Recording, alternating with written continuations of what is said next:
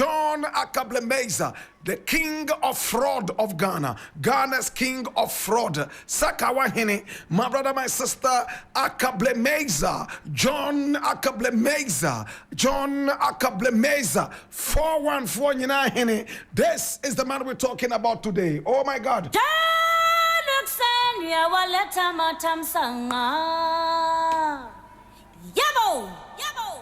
Now, my brother, my sister, we have a documentary we are going to be playing so that you would listen to that and hear the voice of Ackah Blay-Miezah.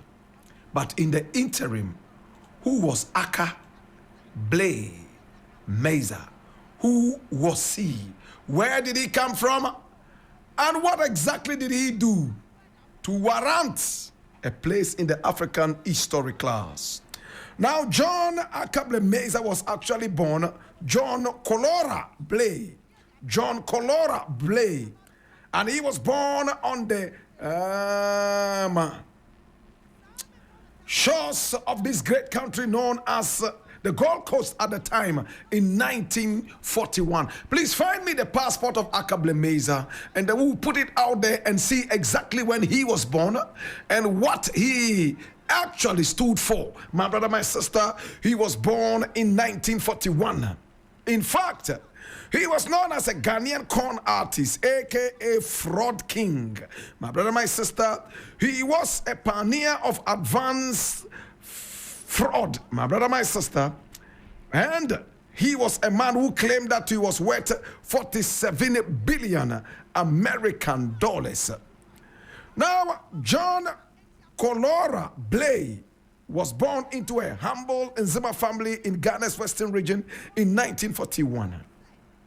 Now, in 1959, when he was only 18 years old, he migrated to the United States of America, settling in Philadelphia, claiming he was following the footsteps of Kwame Nkrumah in studying at the University of Pennsylvania, whilst in actuality, he was working as a waiter at a Union League club. Now, this is the passport of John Ackah Blay-Miezah. And when you look at it, you will see that he actually got a passport from the government of Ghana. The government of Ghana. And you can see profession, government official. My brother, my sister, place and date of birth. It says he was born on the 24th of December in 1924, when he was actually born in 1941. He said he was born in 1924 in Ghana, my brother, my sister. And he was how tall, my brother, my sister, and how short. You can see all this right here in this powerful passport. In fact, it's not an ordinary passport. It's a state passport. In other words, it's a diplomatic passport. This is Ackah Blay-Miezah. Ackah Blay-Miezah. Oh my God, have mercy. Now, the interesting thing is that Ackah Blay-Miezah was able to swindle the government of Ghana into believing that there was so much money out there, my brother, my sister, put aside by Kwame Nkrumah in several bank accounts, and because he came from the same area as Kwame Nkrumah gave him the password to all this, and many people believed in this. He swindled a lot of people in and outside the United States of America. Now, there is a rare documentary here that I'm going to be playing so that you open your ears and listen with rapt attention. Ackah Blay-Miezah, my brother, my sister, spoke in 45 minutes. It's a documentary. Listen to it. When we return, my brother, my sister, the African history class continues. This is 3FM. Ackah Blay-Miezah of Ghana, tribesman Hurisa Nyanzu II. To others, he is the Fat Man, or just Doc. Blay-Miezah says he is the richest man in the world, the sole beneficiary of a secret trust fund that last time he counted stood at $27 billion. That's billion dollars. But there is one small problem. The trust is so secret, so complex, he says that he needs financial help to unblock those funds. So he turns to investors, promising them a massive 1,000% return on their money. Put up $1 million, you'd get back $10 million. The mystery of Africa, the promise of instant riches, For hundreds of Americans who'd heard about his secret fund, it was an offer too good to refuse. When people found out that I had invested some money, they asked me, can I put money in? They asked me the story, and they were basically throwing money at me. Barry Ginsberg is a lawyer from Philadelphia, where Blay-Miezah first started his operation. Together with friends, Ginsberg handed over nearly $2 million. I said to my father, I said, Dad, it's so outrageous. It's got to be true. I mean, how can you concoct this story like this? What was that story? Where did the secret billions come from? They came, Blay-Miezah said, from this man, Kwame Nkrumah, the late first president of the Republic of Ghana. Before he was deposed in 1966 after 10 years of rule, according to Blay-Miezah, Nkrumah smuggled out tons of gold and some of the country's huge cocoa profits into Swiss banks. He then set up the Oman Ghana Trust, making his friend John Ackah Blay-Miezah its sole beneficiary. At least that's what Blay-Miezah said. I thought that he spoke with sincerity. I looked him in the eye, and he told me what the money was for. So you decided to invest. Walter Hodjuk is a wealthy businessman from New Jersey who met Blay-Miezah through friends in Philadelphia. How much have you put in over the years? Considerable. Considerable. I've heard $7 million. Figure out the statement? Considerable. You wouldn't wave me off that figure? No, I don't think so. How much of a return have you seen on your investment? None. Blay-Miezah often told investors he was a close and trusted friend of Kwame Nkrumah. So close, he said, that in 1972, when the former Prime Minister of Ghana died in exile in Romania, Blay-Miezah was right there at his deathbed. But in fact, the records show that in 1972, Blay-Miezah couldn't have been in Romania because he was here at Graterford Prison in Pennsylvania, serving a 1 to 2 year sentence for posing as a United Nations diplomat and defrauding a Philadelphia hotel. He'd stuck them with a bill for over $2,000. Although he promised investors a quick return on their money, for over 14 years, no one has seen a cent.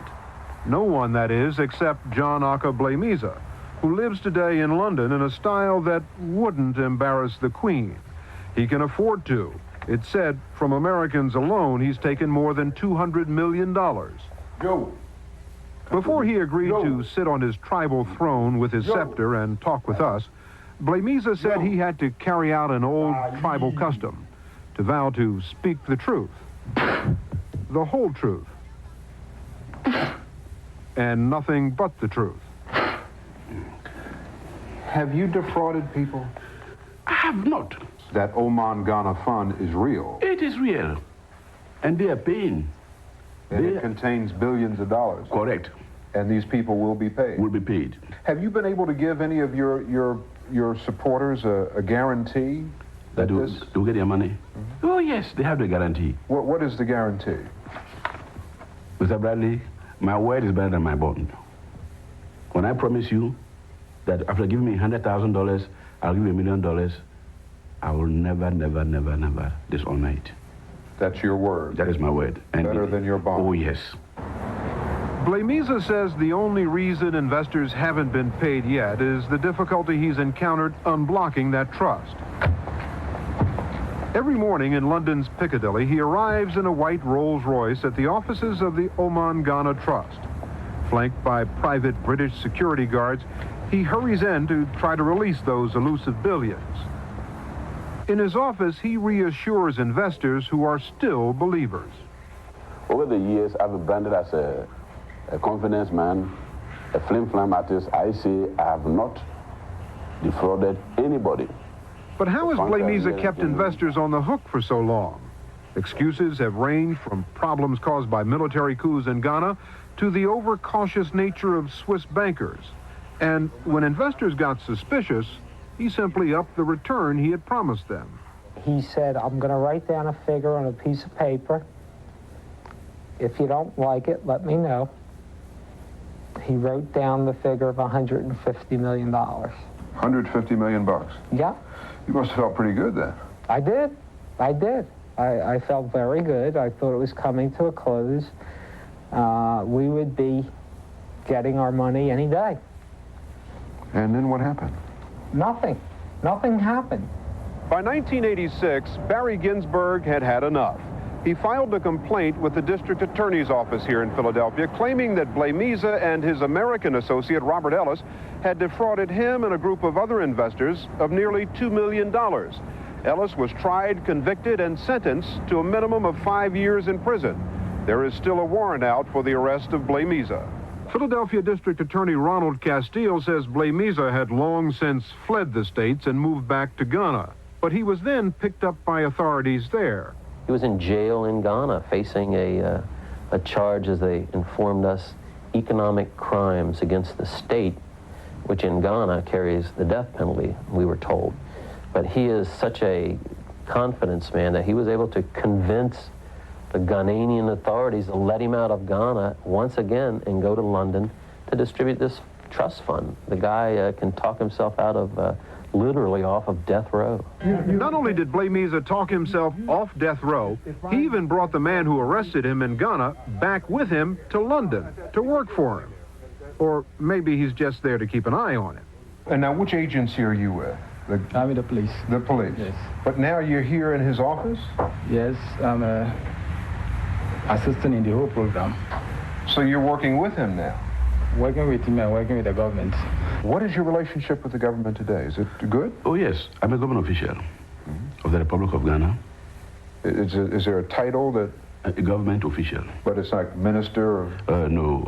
With this, I'm attached to do, or I'm instructed to do special duties. And those special duties relate to the... Fund. To the fund? Yes.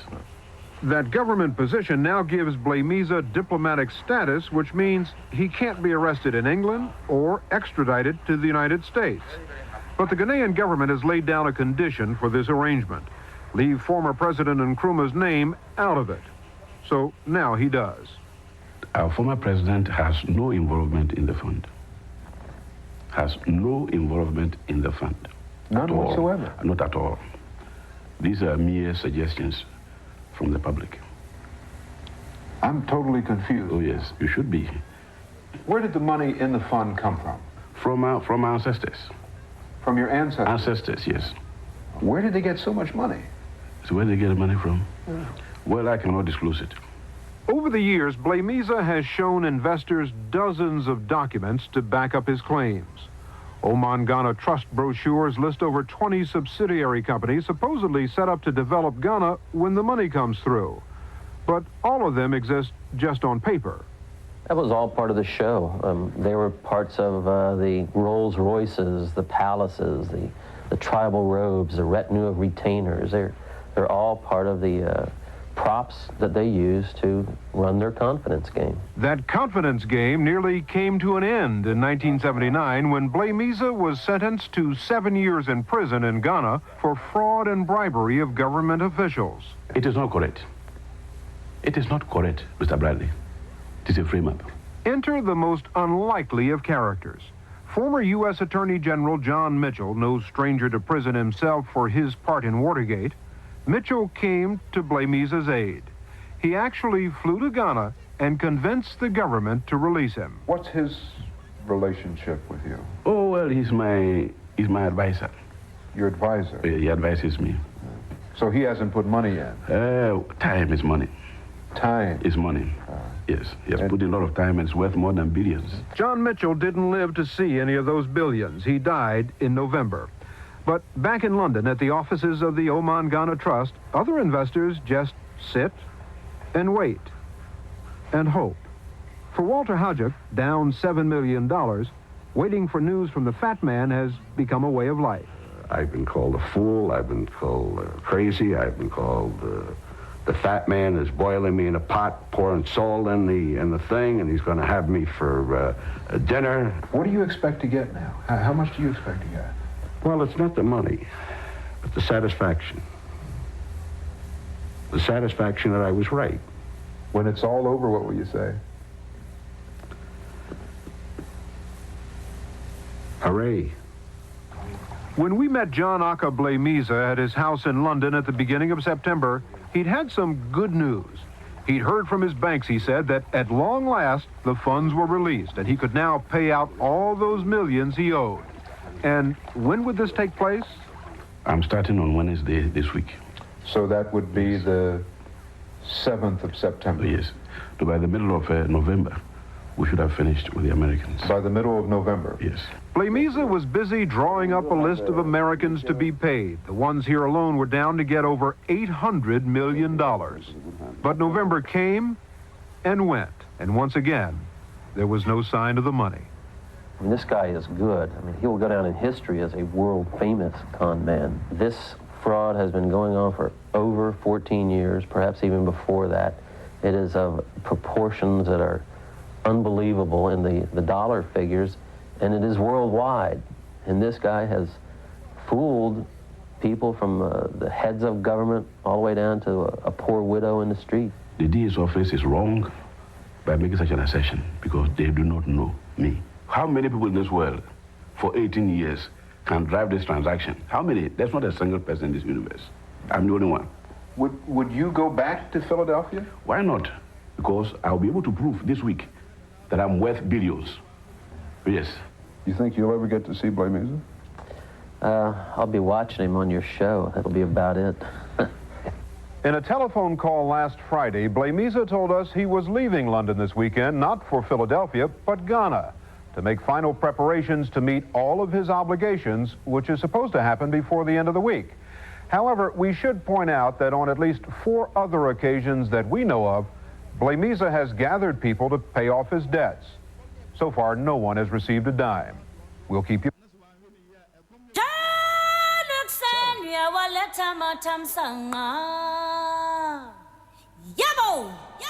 Ackah Blay-Miezah, what a man. He got senators in America to believe his story and paid him money. He raised up to $1 billion American dollars, which he was blowing on his own lifestyle. In 1963, Kwame Nkrumah arrested him and jailed him for threatening to take Kwame Nkrumah's life. But when Nkrumah was overthrown in 1966, he was freed.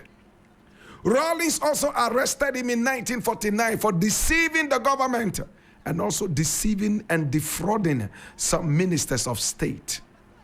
My brother, my sister, Ackah Blay-Miezah always had a story to tell. In this documentary, recorded in January 1989 on the program known as 60 Minutes, my brother, my sister, he told his story. Ackah Blay-Miezah still believed, or better still wanted people to believe, that he was capable of paying back everybody. But he died in Ghana under house arrest without being able to pay a dime to anybody. There was even a time after the PNDC took over, he managed to convince government of the scandal and his diplomatic passport was renewed. In fact, the scheme and the scandals that he brought out were all fraudulent. But the government of J.J. Rawlings, the PNDC, believed him. He went all the way to the Cayman Islands with Kojo Chikata and Kwesi Botri. They returned empty-handed and embarrassed. It was at that point Kojo Chikata asked for his arrest and Rawlings locked him up. My brother, my sister, in 1986, in fact, he did more stealing around the world, defrauding innocent people. My brother, my sister, things happened. He was jailed in Ghana on a charge of economic sabotage. He allegedly worked with Robert Ellis to run the fraud since 1972. He had been jailed a number of times in Ghana. Oh my God. Oh my God. Today we remember Ackah Blay-Miezah. I wasn't looking at the clock at all until I saw Giovanni Kelep. Well, my name is Blakk Rasta. I want to say thank you so much for coming. I appreciate you and I love you. It's been the African East.